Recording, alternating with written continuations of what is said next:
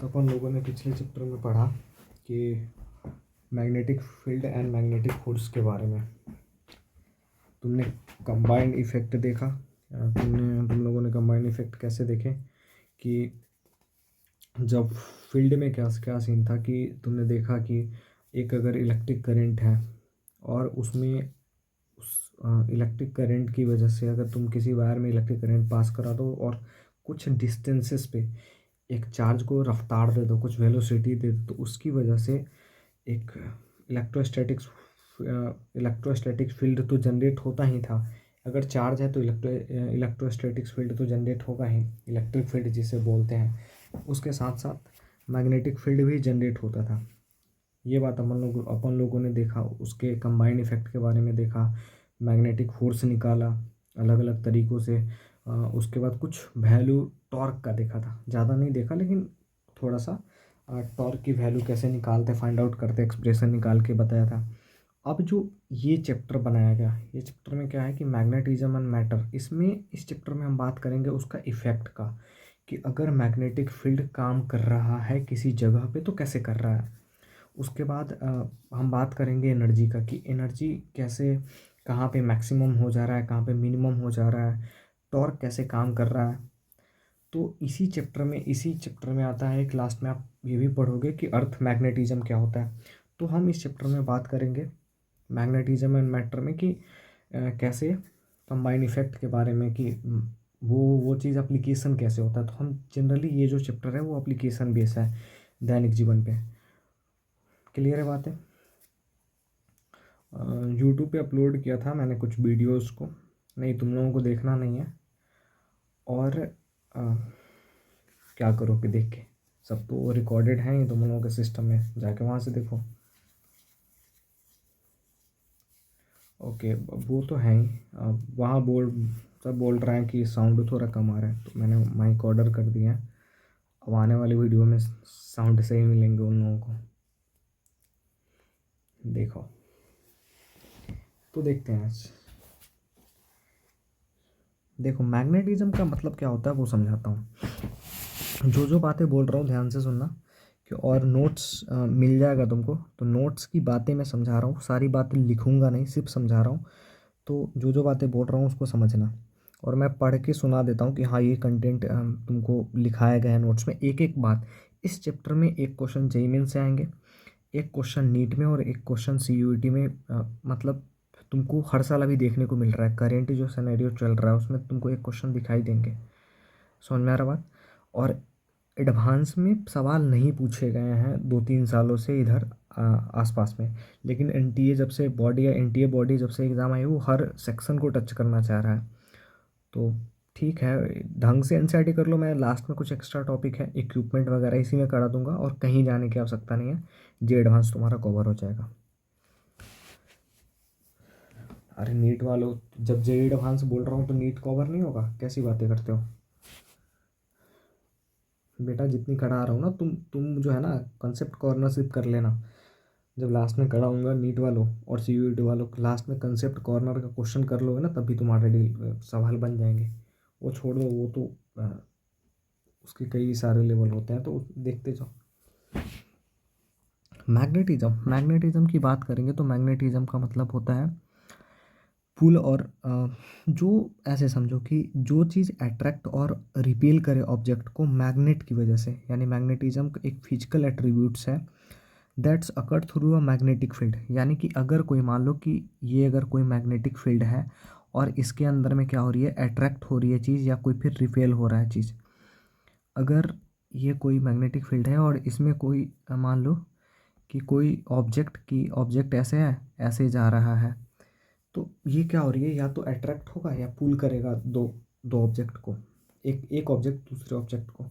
इसको मैग्नेटिज्म बोलते हैं। मैग्नेटिज्म का मतलब होता है कि अट्रैक्ट और रिपेल करना किसी मैग्नेटिक फील्ड में। तो इसको हम लोग बोलते हैं मैग्नेटिज्म। क्लियर है बातें। अब दूसरा जो बात है मैटर का, तो मैटर जब तुम बचपन से पढ़ते आ रहे हो कि सबस्टांस के बारे में, कि सबस्टांस क्या होता है, लेकिन यहाँ सबस्टांस को कुछ अलग तरीके से पढ़ना है।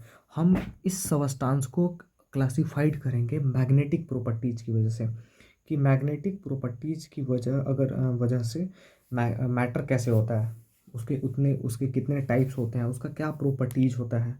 तो वो इस पे एक सवाल बनते हैं, ध्यान से पढ़ना। अब आगे बढ़ते हैं। देखो, तुम्हारा एक एनसीईआरटी में ना बहुत अच्छा टॉपिक है कि आइडिया रिगार्डिंग मैग्नेटिज्म, कि क्या आइडिया है इसका, मैग्नेटिज्म का क्या आइडिया है।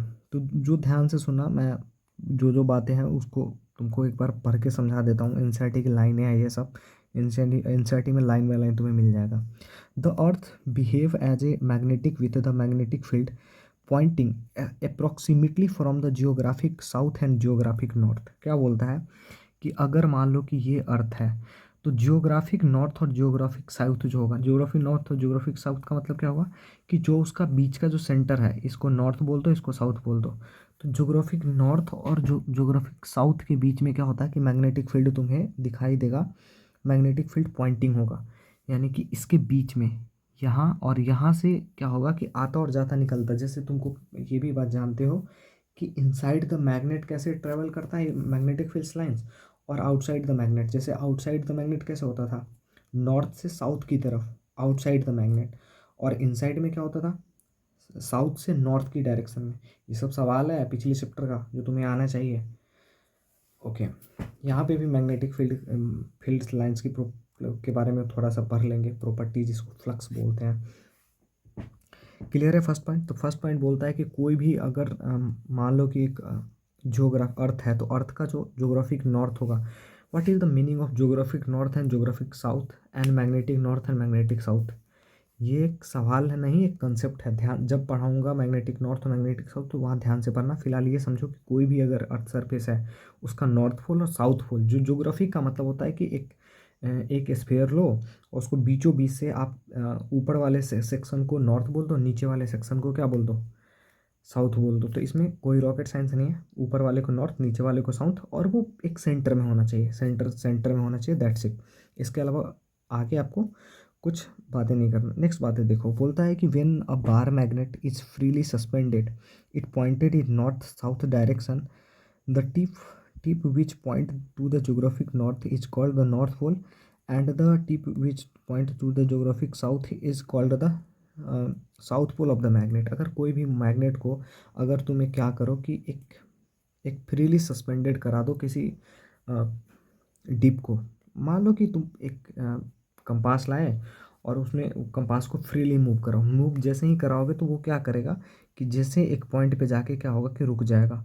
तो ये बताएगा जो एक नॉर्थ को, और दूसरा पोल बताएगा तुमको साउथ को। क्लियर है बातें, ये चीज़ें याद रखना।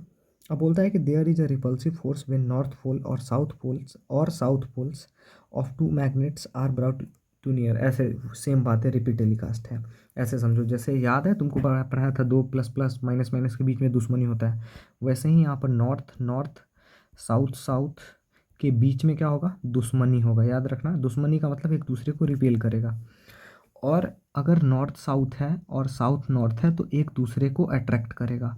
एक बात हमेशा याद रखना कि ये दोनों, एक नॉर्थ और दूसरा नॉर्थ, एक ही मैग्नेट में नहीं होना चाहिए। ये दोनों दो अलग अलग मैग्नेट का होना चाहिए। समझ में आ रहा बात। जैसे एक मैग्नेट ये ले लो इसका नॉर्थ, और एक नॉर्थ ये मैग्नेट ले लो इसका नॉर्थ। अगर तुम एक दूसरे को करीब ले जाओगे ना तो ये क्या करेगा, रिपेल करेगा एक दूसरे को। क्लियर है बात है। और नॉर्थ साउथ करोगे तो अट्रैक्ट, कभी दो चुंबक को चिपकाए हो, देखना कि दो चुंबक को चिपकाना एक ऐसा पोजीशन आता है जो दोनों एक दूसरे को रिपेल करने लगेगा। और थोड़ा सा टेढ़ा करो, फटाक से चिपक जाएगा। तो वो क्या होता है, एक में नॉर्थ रहता है, दूसरे वाले में साउथ रहता है। क्लियर है बातें। नेक्स्ट बात करते हैं। देखो, अब नेक्स्ट बात है कि कोई भी मैग्नेट को अगर तुम दो इक्वल पार्ट्स में अगर तोड़ते हो, नॉर्थ साउथ को, अगर मान लो कि, अच्छा हाँ, एक छोटा सा बात और जान लो कि कोई भी मैग्नेट है उसमें नॉर्थ साउथ होता है, मतलब नॉर्थ साउथ होता है, लेकिन तुम इस बात को नहीं बता सकते हो कि कहाँ पे है। क्या मैं बोलने का जो बता रहा हूँ उसको समझना, कि इसमें इस पोल को डिफाइन नहीं कर सकते। जैसे होता था ना कि उसमें पढ़े होगे तुम, इलेक्ट्रोस्टैटिक्स जब तुमको पढ़ा रहा था तब तुम पोल के बारे में, पोल स्ट्रेंथ के बारे में, मैग्नेटिक पोल मतलब इलेक्ट्रिक लाइंस ऑफ पोल पढ़े थे, याद है? वहाँ पर पोल पढ़े थे। तो यहाँ पोल होता है, लेकिन कहाँ होता है ये जानकारी नहीं है। समझ में आ रहा बात? कि हाँ यही इस जगह पे जाके ना नॉर्थ पोल होगा, इस जगह पे साउथ पोल होगा, ये एग्जैक्ट डेटा मतलब हाँ कहीं होगा बनाएगा, लेकिन मोनोपोल्स तुम एग्जिस्ट नहीं करता है कि मोनोपोल्स, इसमें तुम ये नहीं बता सकते कि कहाँ पे है। तो ये समझना कि अगर तुमने एक मैग्नेट है, इस मैग्नेट को अगर तुमने दो इक्वल पार्ट्स में तोड़े, तो ऐसा नहीं है कि एक में नॉर्थ रह जाएगा दूसरे वाले में साउथ आ जाएगा, ऐसा नहीं होता है, याद रखना। इसमें भी नॉर्थ साउथ बनेगा और इसमें भी नॉर्थ साउथ बनेगा। क्लियर है बात है? अगर एक मैग्नेट को कितना छोटा भी तोड़ लो, इतू सा तोड़ लो, इसमें भी एक नॉर्थ साउथ जरूर होगा। क्लियर है बात है? ये बेसिक जानकारी है जो एनसीईआरटी के जो तुम्हें होने चाहिए। क्लियर है?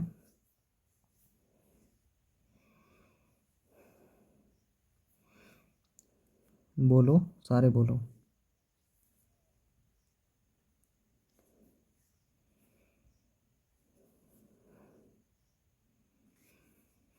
ओके, चलो देखो, देखो आयरन को ना हम, आयरन पॉसिबल है मतलब आयरन से और एलॉय से, कोई भी आयरन उठा लो और कोई भी एलॉय उठा लो, इससे क्या है ना कि इसका दोनों का एक प्रॉपर्टीज है, या तो आयरन से या तो एलॉय से, कोई सा भी एलॉय उठा लो, हम इससे मैग्नेट बना सकते हैं। मैग्नेट बना सकते हैं, इसका मतलब क्या हुआ कि अगर तुमने ये नहीं कि मैग्नेट का मैग्नेटिक प्रॉपर्टीज को हम आराम से जनरेट करा सकते हैं। फॉर एग्जांपल तुम पिछले चैप्टर में पढ़े थे कि अगर एक रॉड से या किसी स्ट्रेट वायर से तुमने करंट को पास करा दिया, कुछ डिस्टेंसेस पर चार्ज रखे, उसमें वेलोसिटी दे दिया, तो एक मैग्नेटिक फील्ड क्रिएट होता था। तो वैसी प्रॉपर्टीज बोलता है कि आयरन और इसके एलॉय जो होंगे, हम इससे क्या करा सकते हैं कि इससे हम क्या कर सकते हैं, मैग्नेट को बना सकते हैं, मैग्नेट जैसा बिहेव करा सकते हैं। एग्जैक्ट मैग्नेट तो नहीं होगा, लेकिन मैग्नेट जैसा बिहेव करा सकते हैं। क्लियर है बातें? ये एनसीईआरटी सबके पॉइंट्स हैं जो तुम्हें आने चाहिए। देखो नेक्स्ट बात करते हैं। अब एक सवाल कर लेते हैं, अगर तुम लोगों की इच्छा हो तो।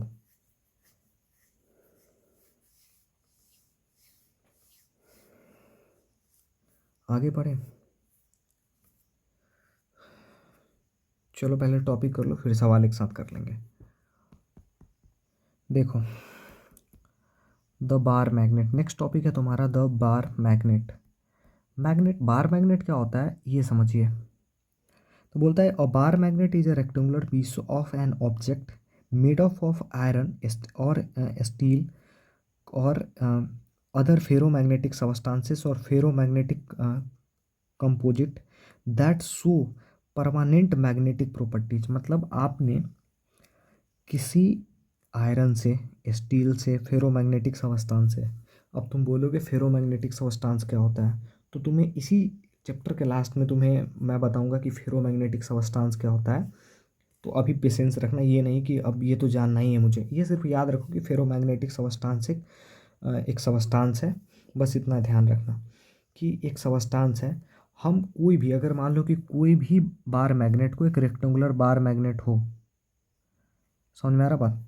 कोई भी रेक्टेंगुलर बार मैग्नेट हो और वो चाहे आयरन का हो, चाहे वो स्टील का हो, चाहे वो किसी फेरोमैग्नेटिक सबस्टांस का हो, अगर ये आयरन आयरन स्टील या फिर अदर फेरोमैग्नेटिक सबस्टांस एक परमानेंट मैग्नेट की तरह बिहेव कर रहा है, किसी कारणवश से तुमने कोई सा भी प्रॉपर्टीज लगा दो, चाहे जो सा भी मेथड लगा दो, तुमने इसको परमानेंट मैग्नेट का मतलब तुम जो हाथों में मैग्नेट लेते हो, दो मैग्नेट को चिपकाते हो, परमानेंट मैग्नेट होता है वो, ऑलरेडी उसमें प्रॉपर्टीज होता है। अगर तुम एक रेक्टेंगुलर पीस ऑफ आयरन को या स्टील को या फिर फेरोमैग्नेटिक सबस्टांस को तुमने अगर परमानेंट मैग्नेट की तरह बिहेव करा दिया, इसको बोलते हैं बार मैग्नेट। क्लियर है बातें? इसको अपन लोग बोलते हैं बार मैग्नेट। अब कुछ बातें यहीं पे न्यूमेरिकल का कर लेता हूँ। बार मैग्नेट में क्या होगा कि ये जो पूरा लेंथ होगा, इस लेंथ को बोलते हैं एल जी। LG का मतलब क्या होता है? LG का मतलब होता है ज्योमेट्रिक लेंथ, इसको बोलते हैं ज्योमेट्रिक लेंथ, ज्योमेट्रिक लेंथ। अब दूसरा क्या होता है कि इसमें देखो, इसमें क्या होगा कि नॉर्थ और साउथ होगा, कहीं ना कहीं जो है ना वो कहीं अंदर में होगा उसका। देखो नॉर्थ, मैं क्या बोलना चाहता हूँ उसमें कंफ्यूजन मत क्रिएट करना। नॉर्थ और साउथ होता है, लेकिन नॉर्थ और साउथ पोल का मोनोपोल्स, मोनोपोल्स का मतलब होता है, मोनोपोल्स का मतलब कि आप ये एग्जैक्ट नहीं बता सकते कि नॉर्थ और साउथ कहाँ पे एग्जैक्ट है। तो मतलब नॉर्थ साउथ तो होता है, नॉर्थ साउथ कहीं होगा, बिहेव कराएगा, ये बात जानते हैं, लेकिन आप चाहोगे कि फिर से वहीं पे हमेशा रहे, तो ये नहीं होता है, वो चेंज हो जाएगा वैल्यू।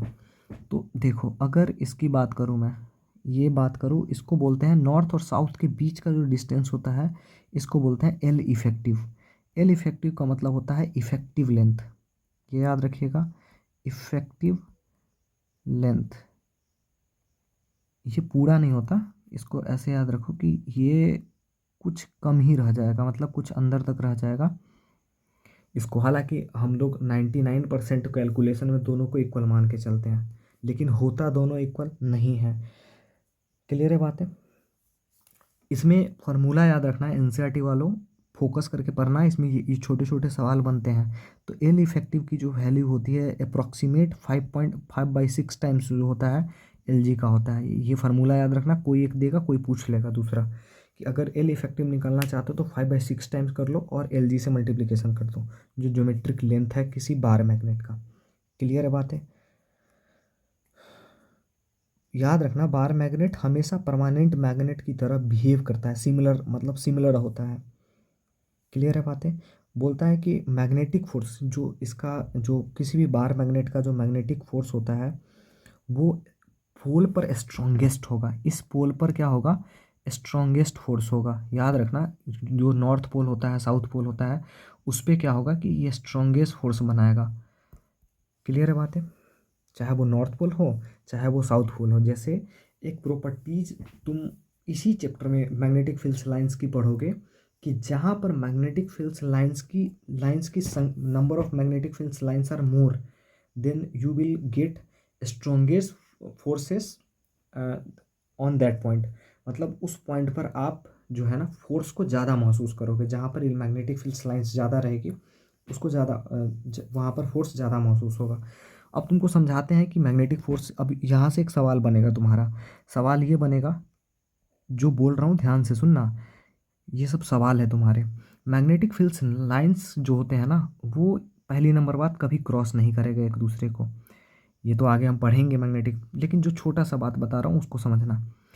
अगर मैंने कलर चेंज कर दूँ, एक मिनट रुको,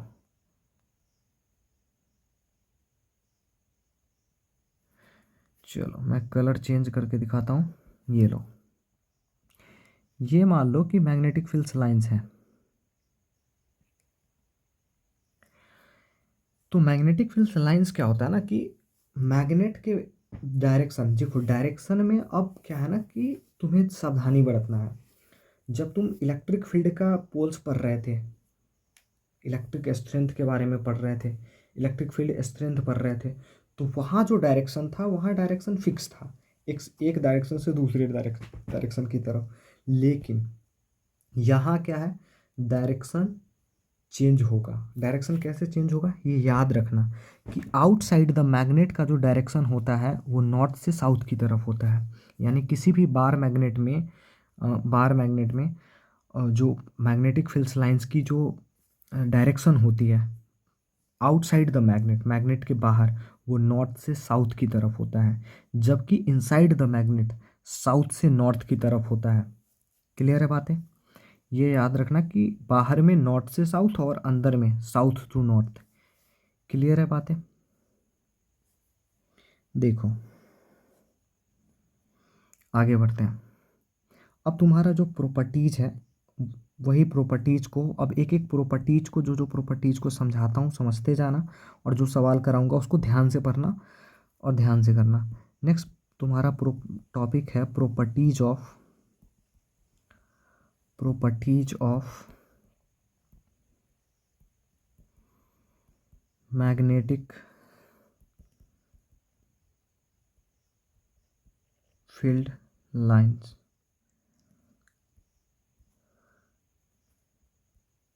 मैग्नेटिक फील्ड लाइन, एक वर्ड बोलता हूँ, ध्यान से सुनना। Properties of magnetic field line. वहाँ पर क्या होता था, जब इलेक्ट्रोस्टैटिक्स पर आ रहा था तो तुम वहाँ पर मैग्नेटिक फील्ड लाइंस भी लिख सकते थे और मैग्नेटिक फील्ड ऑफ फोर्स भी लिख सकते थे। मतलब इलेक्ट्रोस्टैटिक्स में क्या था कि इलेक्ट्रिक फील्ड लाइन जो थी वो दोनों डायरेक्शन, मतलब टेंजेंशियल पॉइंट जो था, जो टेंजेंट होता था किसी भी इलेक्ट्रिक फील्ड लाइंस का, जो टेंजेंट होता था वो इलेक्ट्रिक फील्ड को भी बताता था और सॉरी फोर्स को भी बताता था। जो इलेक्ट्रोस्टैटिक्स फोर्स होता था दोनों को बताता था। लेकिन यहाँ पर जो मैग्नेटिक फील्ड का जो डायरेक्शन होगा वो अलग होता है और मैग्नेटिक फोर्स का जो डायरेक्शन होता है वो अलग होता है। अब तुम पहले से भी पढ़ रखे हो, पिछले चैप्टर में पढ़े थे कि electric field sorry magnetic field और मैग्नेटिक फोर्स दोनों के बीच का एंगल 90 डिग्री होता है, हमेशा एक दूसरे के परपेंडिकुलर बिहेव करता है। ये तुम पहले ऑलरेडी चैप्टर में पढ़ चुके हो। तो ये गलती हेडिंग लिखने में कभी मत करना कि magnetic properties of magnetic fields lines of force. Force word यहाँ नहीं जोड़ना, क्यों? क्योंकि दोनों दो बातें अलग अलग हैं, दोनों का डायरेक्शन अलग अलग है। ऐसा अगर करोगे तो फिर एम्बिग्यूटी क्रिएट होगा, तुम कहीं ना कहीं फंसोगे। तो ऐसा मत करना। क्लियर है बातें? अब देखो नेक्स्ट बात करते हैं मैग्नेटिक फील्ड्स लाइंस। तो ये तो यहाँ देखो एक मैग्नेट बनाओ और प्रॉपर्टीज जो जो करा रहा हूँ ये फर्स्ट नंबर प्रॉपर्टीज है। ये तुम्हारा फर्स्ट नंबर प्रॉपर्टीज क्या कहता है कि magnetic fields lines originated from north pole and terminated south pole. ठीक है। In outside the magnet and inside the magnet में क्या होगा, जैसे ऊपर में ही पढ़ा दिया तुम्हें कि अगर कोई भी मैग्नेट है तो नॉर्थ से साउथ की तरफ, तो इनिशिएट होगा नॉर्थ से और जाएगा साउथ की तरफ, और ये आउटसाइड द मैग्नेट। और इनसाइड द मैग्नेट क्या होगा, साउथ से नॉर्थ। क्लियर है बातें? ये प्रॉपर्टीज पहला प्रॉपर्टीज है तुम्हारा। दूसरा प्रॉपर्टीज क्या बोलता है, ये तुम पहले से पढ़ रखे हो। देखो अगर ये एक, अगर मान लो कि मैग्नेटिक फील्ड्स लाइंस है, मैग्नेटिक फील्ड लाइंस है, और इसका टेंजेंशियल, अगर इसका टेंजेंट काटोगे, कोई सा भी टेंजेंट काटो किसी भी पॉइंट पर, मान लो कि इस पॉइंट पर तुमने टेंजेंट काट दिया, तो ये टेंजेंट क्या बताएगा, ये टेंजेंट तुम्हें बताएगा डायरेक्शन ऑफ व्हाट। यहाँ क्या लिखे हो, मैग्नेटिक फील्ड, तो यहाँ डायरेक्शन बताएगा। मैग्नेटिक फील्ड्स लाइंस अगर लिखे हो तो वो बताएगा डायरेक्शन मैग्नेटिक फील्ड्स का, नॉट ऑफ फोर्स का, ये याद रखना। मैग्नेटिक फील्ड का डायरेक्शन देगा। और तुमसे मैं पूछूं कि मैग्नेटिक फोर्स कैसे होगा, तो इस मैग्नेटिक फील्ड के जस्ट परपेंडिकुलर होगा। जस्ट परपेंडिकुलर का मतलब ये डिपेंड करेगा कि करंट किधर से तुम दे रहे हो।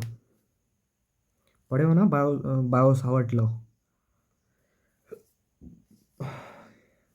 उसमें राइट हैंड थंब रूल पढ़े थे।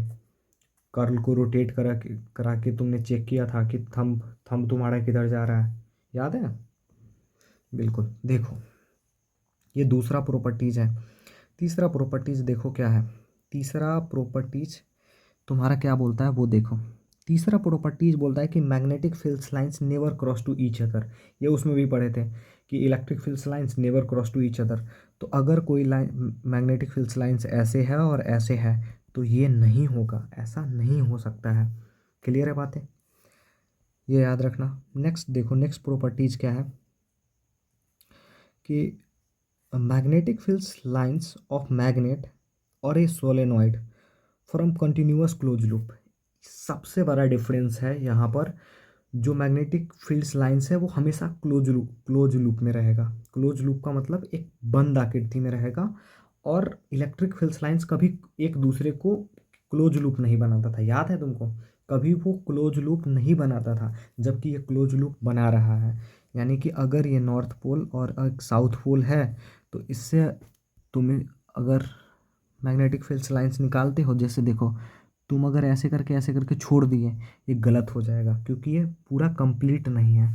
तुम्हें ये बात दिखाना पड़ेगा कि ये जो है ना अब क्लोज लूप हुआ, बंद आकृति बना। तो मैग्नेटिक फील्ड्स लाइंस हमेशा क्लोज लूप में होता है, जबकि electric fields lines close loop में नहीं होता है। ये बात को याद रखना। सेम बात है जो रिपीट टेलीकास्ट है। अब नेक्स्ट प्रॉपर्टीज देखो। नेक्स्ट प्रॉपर्टीज तुम्हारा क्या बोलता है कि अगर तुम्हारा डेंसिटी ज़्यादा है, किसी जगह पे डेंसिटी बहुत ज़्यादा है, डेंसिटी किसका, मैग्नेटिक फील्ड्स लाइंस का, अगर मैग्नेटिक फील्ड्स लाइंस बहुत ज़्यादा है जिस जगह पे, जैसे मान लो कि मैंने ए पॉइंट कंसीडर किया और ये बी पॉइंट कंसीडर किया। अब तो तुम्हें सिंबल में कोई प्रॉब्लम नहीं होगा। बी का मतलब मैग्नेटिक फील्ड, तो मैग्नेटिक फील्ड बी पे क्या होगा, बी पे ज़्यादा होगा और बी पॉइंट पे मैग्नेटिक फील्ड कम होगा। रीज़न क्या है कि यहाँ देखो इस जगह पे क्या है कि नंबर ऑफ़ लाइंस की संख्या ज़्यादा है और इस जगह पे देखो नंबर ऑफ़ लाइंस की संख्या कम है। तो जिस जगह पे नंबर ऑफ़ लाइंस की संख्या ज़्यादा होगा मैग्नेटिक फील्ड का, वहाँ पर मैग्नेटिक फील्ड का वैल्यू, मैग्नेटिक फील्ड स्ट्रेंथ का वैल्यू भी मुझे क्या मिलेगा, ज़्यादा मिलेगा। क्लियर है बातें? यहाँ तक कोई प्रॉब्लम नहीं है। एक जेई का सवाल देखो। जेई का सवाल देखो और इससे सारे कंसेप्ट तुम्हें क्लियर हो जाना चाहिए। बोलता है कि the magnetic fields lines due to a bar magnet are correctively shown in, मतलब कि इसमें से कौन सा सही है। मैं लिख देता हूँ, छोटा सा सवाल है इसलिए, बाकी तो मैं लिखूंगा नहीं। The magnetic field lines due to bar magnet are correctly shown in. देखो ऑप्शन ए है तुम्हारा, एक बार मैग्नेट बनाए हुए है, ये लाइन से ऐसे निकल रही है, ऐसे जा रही है,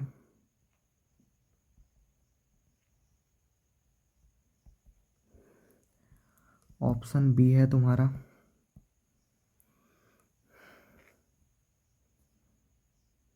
ये ऐसे निकल रही है,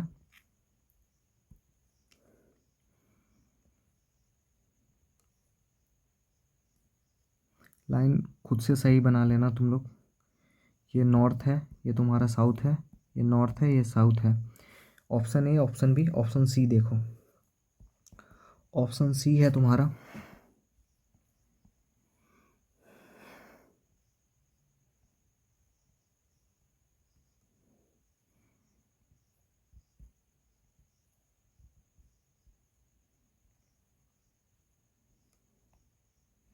कुछ ऐसे लाइन्स है, इधर नॉर्थ पोल है तुम्हारा, इधर साउथ पोल है।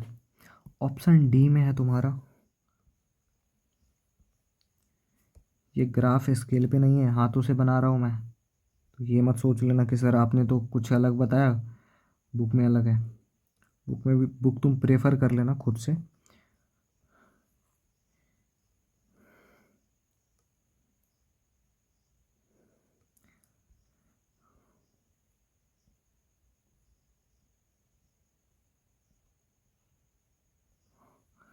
चलो देखो, ये तुम्हारे सवाल है। सवाल में अब डायरेक्शन का बहुत ज़्यादा ख्याल रखना। ये नॉर्थ है, ये साउथ है, ये नॉर्थ साउथ, ये तुम्हारे डायरेक्शन है।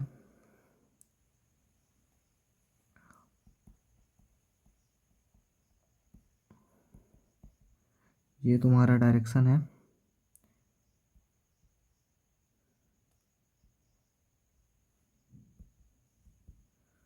इधर नॉर्थ है, इधर साउथ है। अब देखो सवाल को देखो, अब तुम लोग बताओ कि इसमें से कौन सा ऑप्शन सही है। ये जे 2002 का सवाल है। सब अपना अपना देख लेना, क्वेश्चन बैंक निकालो और वो पीवाईक्यू निकालना, चेक कर लेना। सवाल बताओ फटाक से, जल्दी बताओ। कितने लोग सही करवाते हो तुम लोग, कितना समझो पता चलेगा। ऑप्शन ए कितने लोग हैं,